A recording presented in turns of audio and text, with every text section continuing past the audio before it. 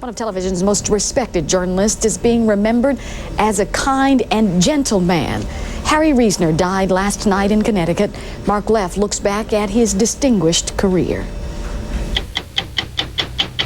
For the past 13 years, the ticking stopwatch on Sunday night signaled another broadcast by Harry Reasoner and the rest of the 60 Minutes team at CBS News.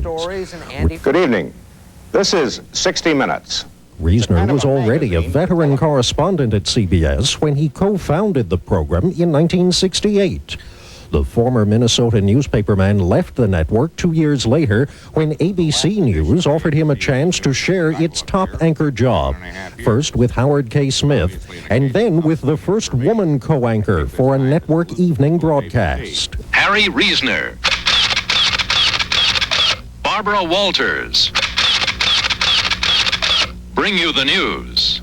ABC's attempt to topple Reasoner's old colleague Walter Cronkite from the top of the ratings didn't work. Many viewers picked up on the fact that there was little chemistry between the two. Not long afterward, Reasoner packed up and returned to CBS and 60 Minutes.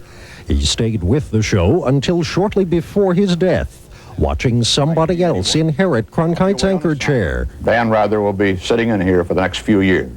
Watching the changes and cutbacks in the news division in the years after Lawrence Tish bought control of the network. I don't think anybody thinks it's any fun. It's sad. You begin to feel guilty if you're not on a list. After spending more than 40 years as a journalist and humorist, Reasoner finally got his college degree in 1989. Somebody said in New York, after I learned I was going to speak briefly today, "What are you going to tell those kids?" I said, "What do you mean, kids? Those are my classmates, and I intend to voice theirs and my feelings about the mess that you older people have left us in." I'm Harry Reasoner. Most of us will be back next Sunday.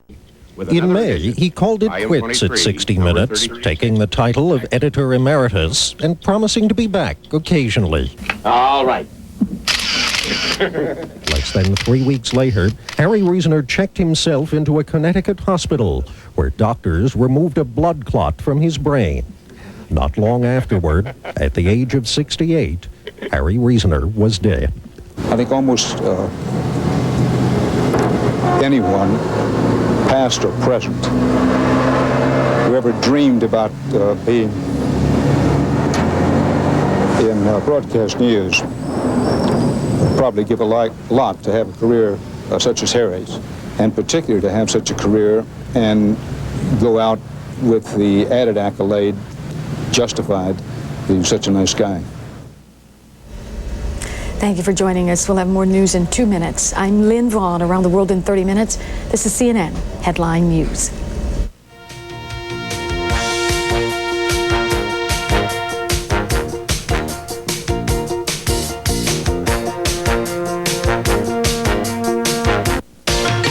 This is CNN Headline News.